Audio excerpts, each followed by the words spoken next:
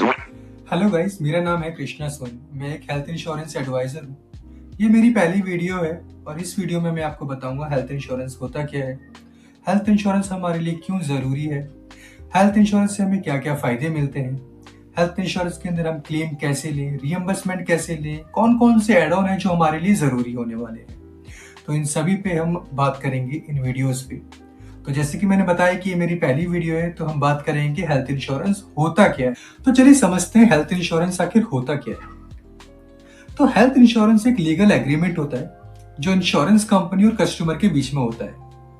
जहां insurance company promise करती है कस्टमर को कि हॉस्पिटल में एडमिट होने के बाद जितने भी खर्चे आएंगे हॉस्पिटल के, अब वो चाहे दवाइयों का खर्चा हो या टेस्ट का खर्चा हो, डॉक्टर की फीस हो या एम्बुलेंस चार्जेस हो, इन सभी खर्चों को इंश्योरेंस कंपनी कवर करेगी।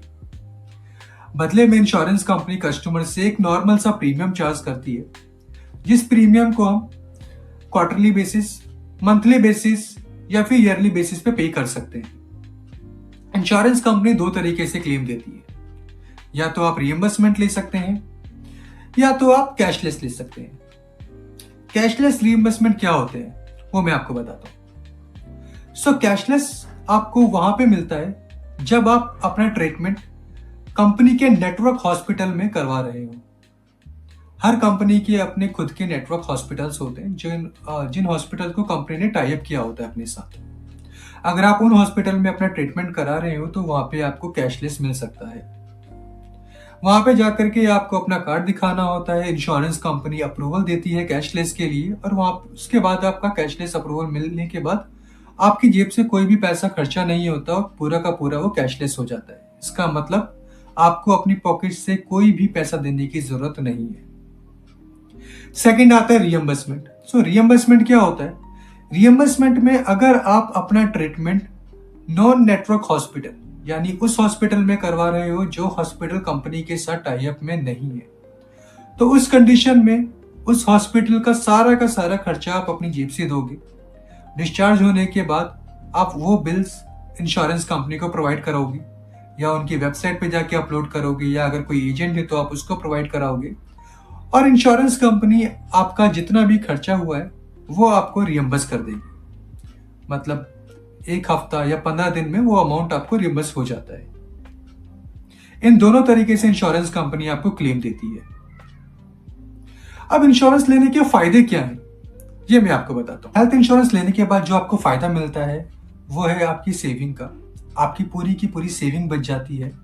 अगर कोई भी इमरजेंसी आ जाती है, मेडिकल इमरजेंसी, जहाँ पे आपको एक बड़ा अमाउंट देना पड़ सकता है हॉस्पिटल के बिल का, वहाँ पे इंश्योरेंस कंपनी सारा का सारा खर्चा आपका संभाल लेती है। आपकी जेब से कोई खर्चा नहीं होता, आपको कोई लोन लेने की जरूरत नहीं होती, आपको किसी रिश्तेदार से पैसे मांगने की जरूरत नहीं पड़ती।